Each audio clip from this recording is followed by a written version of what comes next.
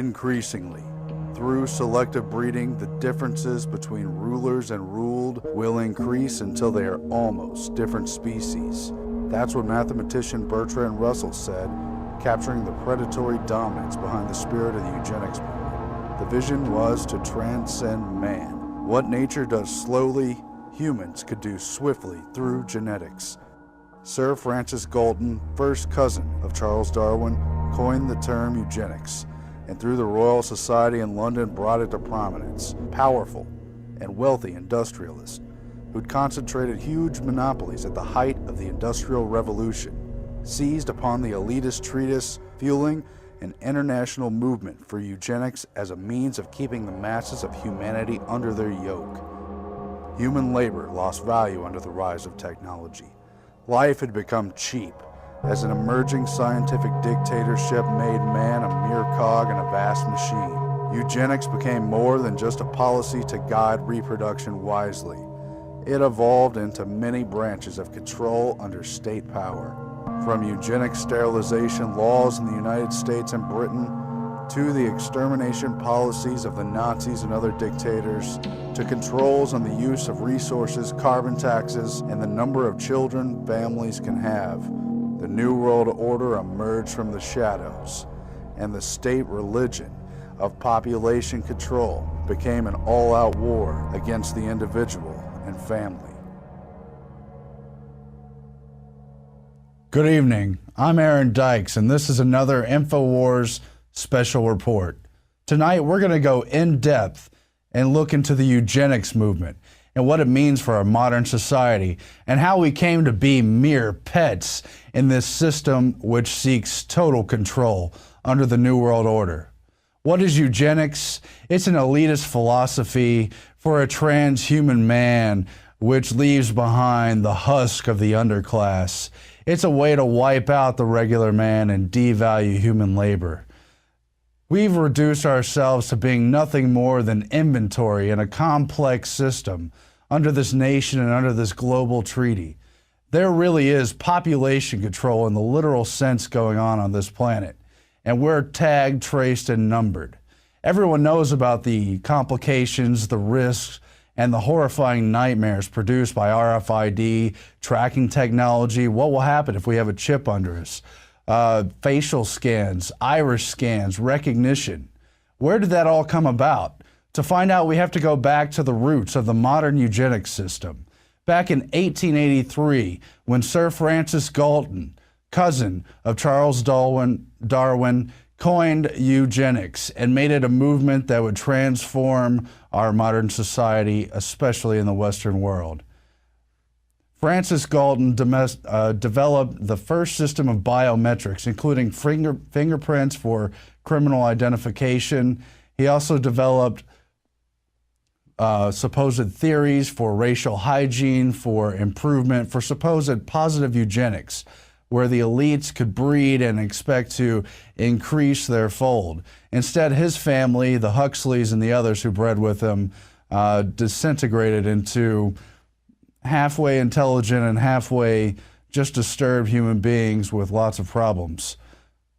But the system he set up emerged not only in the UK, where he was part of the Royal Society of London, but also in the US at the Eugenics Record Office at Cold Springs Harbor Laboratory on the East Coast, where in the early 1900s, some of the most wealthy industrialists, including the Carnegie family, the Harrimans, and the Rockefellers, set up a centralized records office where they sent field workers out to talk to ordinary people to collect data, height, sex, history, number of people in the family, bloodlines, racial information, and centralize it all, hair samples, try to analyze it and try to figure out who was worth sterilizing and leaving behind in this world and who was worth breeding to increase the numbers of supposedly good humans. The use of IBM-developed Hollerith punch cards started being used in 1890 for the first U.S. census using modern scientific technology. This punch card allowed them to classify all these vital statistics and use the data to selectively analyze the population they were trying to control. That technology was further used by the eugenicist clique at Cold Springs Harbor for what was known as the Jamaican race mixing study, where in 1927 they studied the supposed benefits, risks, and tendencies of race mixing between, generally speaking, Negro and white populations and the so-called mulatto populations, all in Jamaica. That technology soon transferred over to Nazi Germany.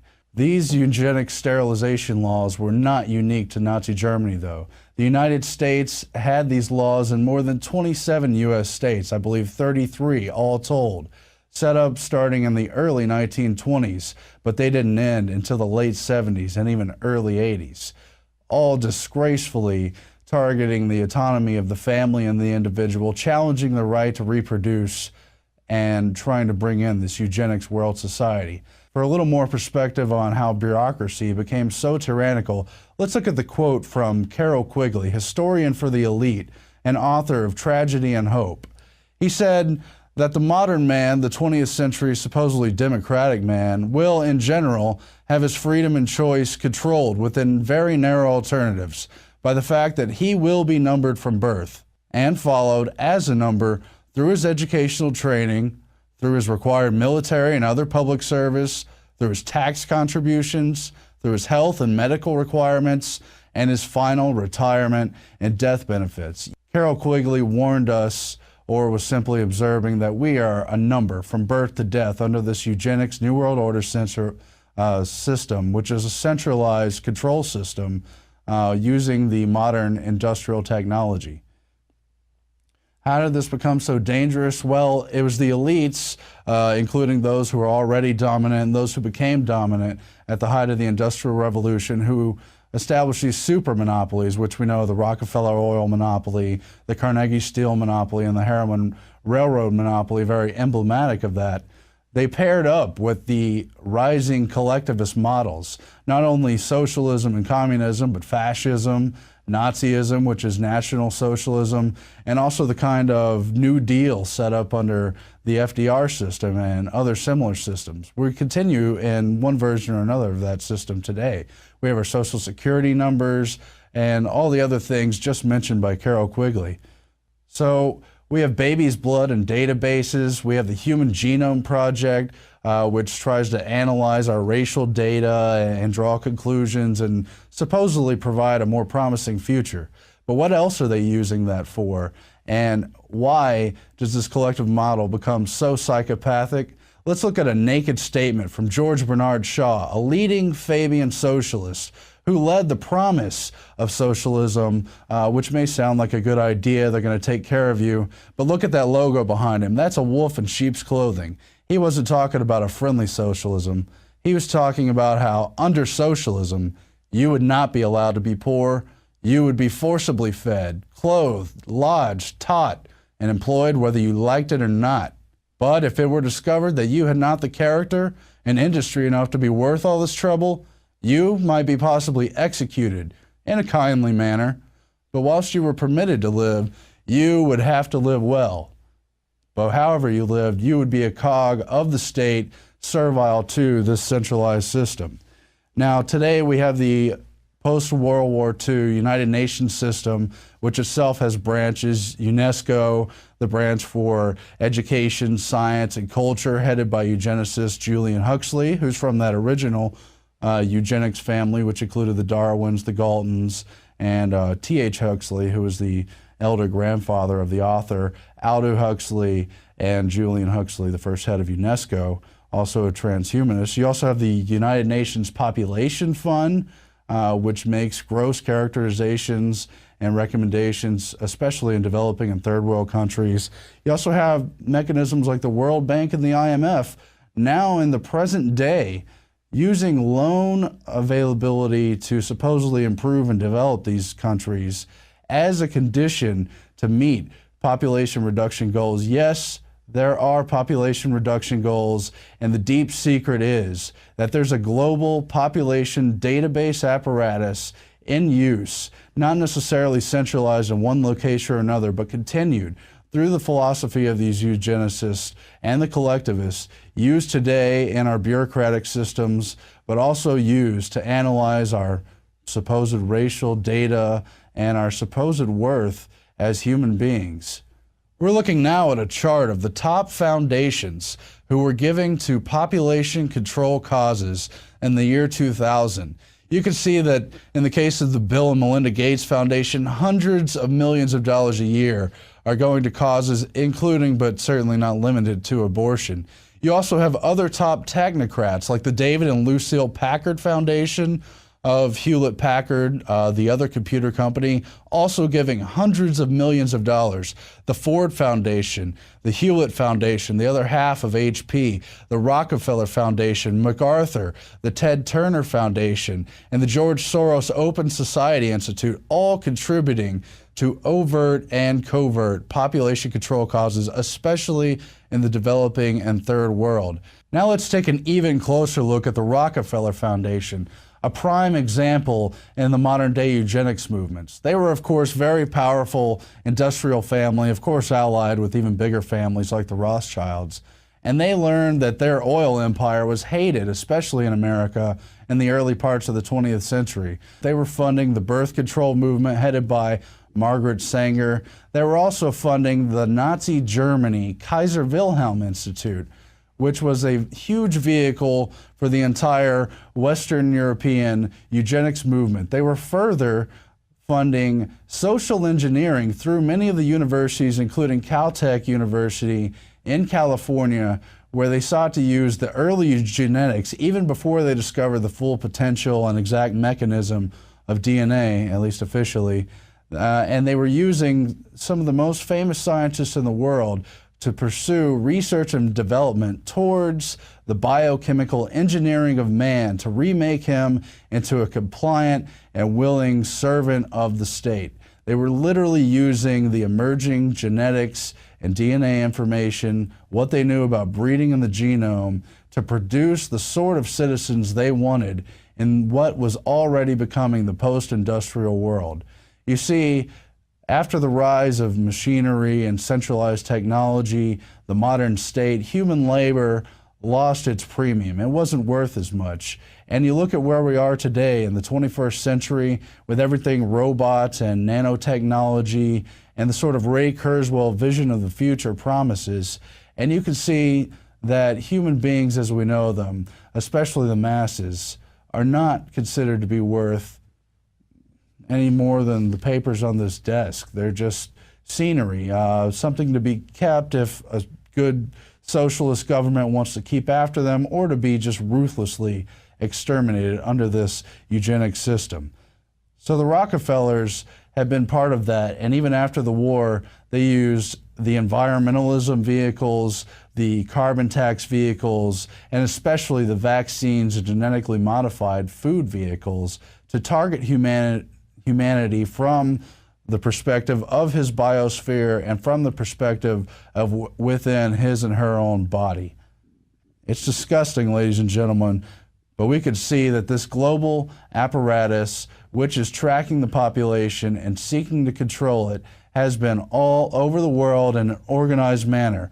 So right now we're going to go to a clip showing you how the family planning vehicle, which sounds quite innocuous, contraception, kind of somewhat reasonable choices and reproduction, became a vehicle of tyranny. Let's go to that clip. And since the war, industrialists have been taking a deep interest in fertility control.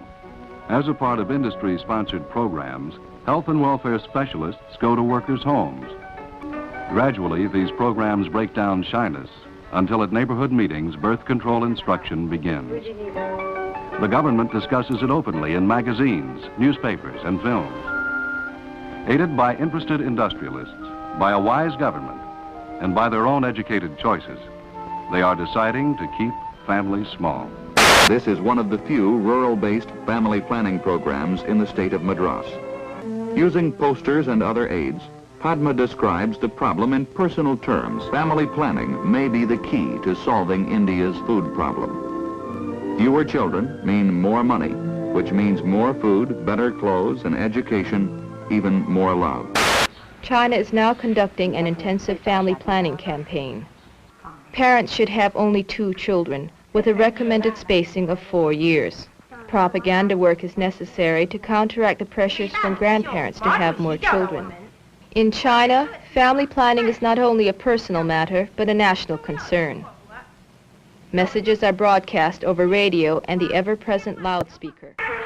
This midwife keeps records for every family in the brigade, indicating which method of contraception is being used. Here, she explains a record book for IUD insertions. Barefoot Dr. Xiao Shu delivers a once-a-month birth control pill that is being tested on her commune near Shanghai. The factory's barefoot doctors keep track of the women's menstrual cycles and deliver birth control pills at the proper time.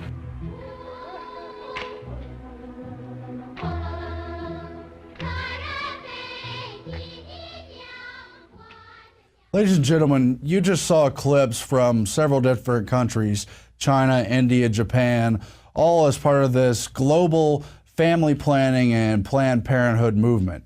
Now, there's the abortion component, which is, of course, extremely controversial, and there's the whole left and right and pro-choice and pro-life movement contained within that. And then there's the mostly less controversial contraceptives, so-called spacing of children issues.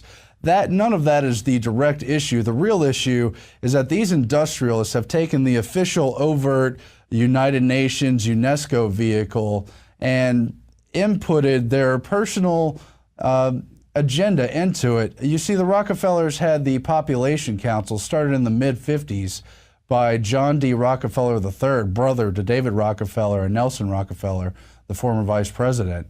And that Population Council spent hundreds of millions, if not billions, every year in all these countries working together with those other industrial foundations, those extremely generous technocrat foundations with so much money, all attempting to drive down the reproduction rate through propaganda and centralized control of an authoritarian government. Did you see the clip where they make home visits in every country? Did you see how China, which became the nightmare one-child authoritarian state, started off on kind of small population control, only 2 children. It's only suggested. You only have contraceptives and other family planning materials. There's nothing forced, except that there's local, state, and national health officials coming to check up on you, coming to make sure you fit in. So I want to show you another clip, which is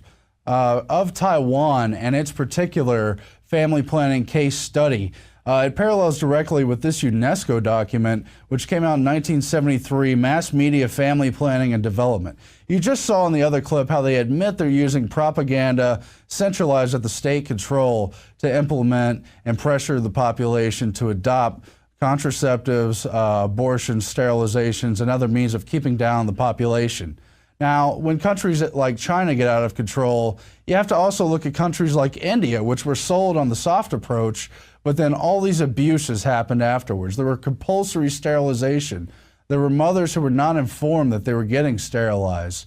There were camps where they took women and sterilized them en masse in India. There were other abuses in countries like Peru, Indonesia, Mexico, where social workers and eugenicists had targets for the number of people they were supposed to sterilize per month or per year, and they received cash rewards or little medals to coerce and lie to the masses, the people, the indigenous populations, and the uneducated, illiterate mothers, and to sterilize them and end their line forever. Let's go to that clip now and see what the soft approach looks like. But don't forget what the tyranny looks like too. Again, family planning by the Population Council, Rockefeller created and sponsored. Mr. S.M. Keeney, who has helped with the development of IUD programs in Taiwan, Turkey, Korea, India, Pakistan, Philippines, and Thailand. The application of the widely publicized Taichung project to the island-wide family planning program. The neighborhoods were divided into areas where personal contact was made with the wives and both husbands and wives.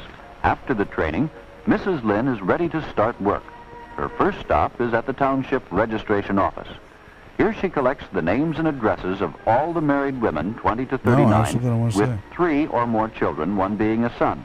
She plans to see all the married women with at least 3 children and one being a son. For each case responding, a coupon is filled out and sent to the Population Study Center for evaluation. The coupons are hand tabulated. Such factors as age, education, number of children who referred the case, and location are tabulated. The Population Study Center conducts an island-wide fertility survey, a follow-up sample of loop acceptors and coupon holders, and other studies which evaluate the national program. So again, you saw where they're taking records and tabulating them into centralized population databases, all coordinated from the wealthiest elite foundations and the very computer companies which developed a lot of this software. So who's running this centralized global population center, and what happens when the birth rate doesn't go down fast enough? Let's look at some of the proposals brought up in Ecoscience, the 1977 nightmare document by current White House czar John P. Holdren and his cohort Paul Ehrlich of the population bomb. He spoke about how the law regulates that other highly personal matters, for example, having more than one spouse at a time, isn't allowed. Why should the law also not be able to prevent a person from having more than 2 children? The development of a long-term sterilizing capsule that could be implanted under the skin and removed when pregnancy is desired opens additional possibilities for coercive fertility control. The capsule could be implanted at puberty and might be removable with official permission for a limited number of births. We're talking about life under a global system, where indeed it has been concluded that compulsory population control laws, even including laws requiring compulsory abortion, could be sustained even under the United States Constitution if the population crisis became sufficiently severe to endanger the society. Martial law under an emergency. That's what these people are writing about. And this system is absolutely authoritarian in its bent. Now, the Rockefeller Foundation and other major funds developed the Norplant implant, which would do just what this quote described, prevent people from being able to reproduce without government authority. Now, there's also something even more wicked developed by the Population Council, funded by the Rockefeller Foundation, all backed by the Rockefeller family. Starting in 1968, they looked at how to produce vaccines for male and then also female infertility. Then by 1988, they had direct proposals they were funding, including the study of a sperm immobilizing factor found in human serum, research on human anti-sperm antibodies, and the development of an anti-fertility vaccine. They also funded research on a potential contraceptive vaccine based on beta HCG synthesized in bacteria. And then by 1997, they had a working model. I've got it right here: fertility regulating and immunotherapeutic vaccines reaching human stage trials. These are vaccines which, when a woman is pregnant, will prompt an immunoresponse, similar to if they had tetanus or numerous other diseases, and abort the hormonal pregnancy response and prevent the baby from coming to term. That is what we have on the field, even as the Rockefeller Foundation continues to fund vaccine and genetically modified foods. Eugenics has been a long way through the overt eugenics movements of the earlier part of the 20th century, whereas in the post part, the after World War II phase was far more covert. And you can see already where they're using vaccines, food, sterilants, and water, and other bizarre proposals to begin to literally control the population, as well as holding it hostage to supposed environmental factors. Then there's where eugenics gets into foreign policy. Starting under the LBJ administration, Skull and Bones and Bush brother under the skin, William Draper, began advising LBJ on the need for the USAID agency, which could provide birth control in the third world for overpopulated countries. That led directly into the Nixon phase, where you had Henry Kissinger proposing the use of food as a weapon, and his other draconian proposals under National Security Memorandum Number 200. Would food be considered an instrument of national power? Is the U.S. prepared to accept food rationing to help people who won't control their population growth? Family planning performance and population control should be taken into account for appraisal of assistance requirements by USAID, meaning that the degree to which they reduce their population numbers should account for how much food aid they're going to receive. That's a starvation food as a weapon policy. It's absolutely disgusting, but unfortunately, it's nothing new. It's something Bertrand Russell, the English mathematician and supposed genius, came up with back in the earlier part of the 20th century when he proposed what amounts to an international food authority to, quote, deal with this problem of increasing population and decreasing food supplies, the old Malthusian formula, and saying it will be necessary to find ways of preventing an increase in world population. If this is to be done other than by wars, pestilence, and famines, it will demand a powerful international authority. This authority should deal out the world's food to the various nations in proportion to their population. If any nation subsequently increases its population, it should not on that account receive any more food, blackmail by starvation for overpopulation. Therefore, the motive for not increasing population would be very compelling. That's from 1953, The Impact of Science on Society. But those exact same proposals, or very similar proposals, came out in 1977, again, in Ecoscience, written by Holdren and Ehrlich. They said perhaps those agencies, combined with the United Nations and UNEP population agencies, might eventually be developed into a planetary regime of an international superagency for population, resources, and environment. Such a comprehensive planetary regime could control the development, administration, conservation, and distribution of all natural resources, including all food on the international market. The planetary regime might be given responsibility for determining the optimum population for the world and for each region, and for arbitrating various countries' shares within their regional limits.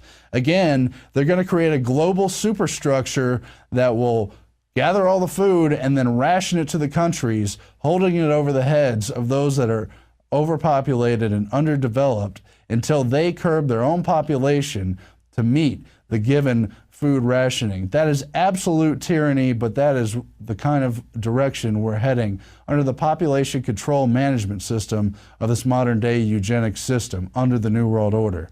Ladies and gentlemen, they have put fluoride in our water for almost the better part of 50, 60 years, maybe even longer in some areas. They have proposed putting lithium and other drugs in our water to mass medicate people against their will. They have created genetically modified crops, which experts like Jeffrey Smith say cause sterility in the third generation in lab rats. Now, what happens if they feed Africa or other parts of the developing world genetically modified crops against their will or without their knowledge or through an international food agency, and it doesn't even occur to them until 60 years down the line that everyone's sterilized from eating this food? It's outrageous. But the Gates Foundation and the Rockefeller Foundation are part of the very companies pushing for the new green revolution through genetically modified foods in Africa as we speak, and the exact same foundations are behind the global initiative to vaccinate everyone. Ladies and gentlemen, these population control measures and so many others we didn't have time to get to tonight present a children of men scenario. We're going to wind up unable to reproduce anymore someday. They've written about this 80, 100 years ago, how they don't want people to be able to reproduce at will anymore, only with state authority, and how they're going to use artificial fertility to sell the ability to have babies at a premium. It's all covered in Endgame and other resources we've brought up on the show. If you haven't seen this incredible production, it covers the whole spectrum of the official eugenics movement all the way down the line to the DNA database-based race-specific bioweapons that they may use against us in the future. Ladies and gentlemen, these are the endgame times, and if we don't face the facts, we're going to see a winter, a demographic winter, on life as we know it, the societies we've enjoyed. You've seen the Georgia Guidestones calling for humanity to be under 500 million. You've seen all the other elites calling for a population under 2 billion or under 1 billion. They want a mass extermination, and they are perfectly ready to get rid of the masses as we enter the next phase of the technological revolution, as the New World Order state attempts to take full power in the Republic, in our personal independence, and attack the family and individual. I'm Aaron Dykes. We'll be back with more special Infowars.com reports in the future. Thanks for joining us.